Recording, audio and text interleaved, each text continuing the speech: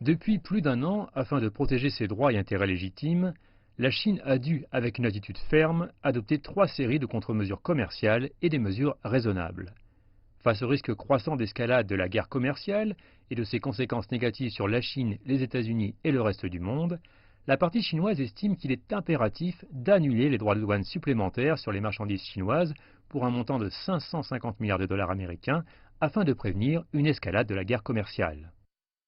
Les données montrent qu'au deuxième trimestre de cette année, le taux de croissance du PIB américain est tombé à 2,1%, un chiffre bien inférieur à celui de 3,1% enregistré au premier trimestre. L'économie américaine a visiblement connu un ralentissement à cause de la guerre commerciale. En même temps, les mesures américaines visant à augmenter les droits de douane ont fait ou font perdre aux agriculteurs américains une part importante de leur marché d'exportation qui est la Chine.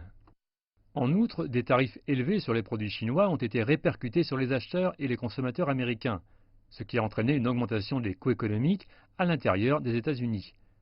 Selon Lawrence H. Summers, ancien secrétaire au Trésor américain, la guerre des tarifs américains contre la Chine est vouée à l'échec et les entreprises américaines perdraient des milliers de milliards de dollars en termes de bénéfices attendus.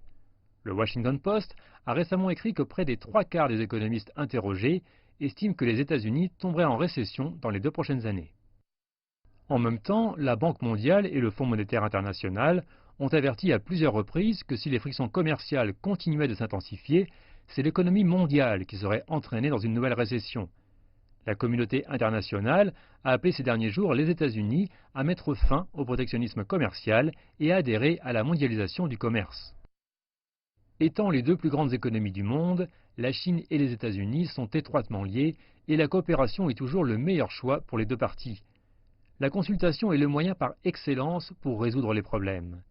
La partie chinoise s'oppose résolument à l'escalade de la guerre commerciale et elle est toujours disposée à résoudre les problèmes de manière calme et rationnelle par la consultation et la coopération. Nous espérons que certains Américains se calmeront et reviendront sur la voie de la résolution rationnelle tout en trouvant une solution avec la Chine sur la base de l'égalité et du respect mutuel. Il n'y a pas de gagnant dans la guerre commerciale. La coopération profite à la Chine et aux États-Unis, tandis que l'affrontement nuit à l'un comme à l'autre. C'est pourquoi les 2 parties ont intérêt à résoudre leurs différends par la consultation et la coopération. Une approche qui profite non seulement à la Chine et aux États-Unis, mais aussi au reste du monde.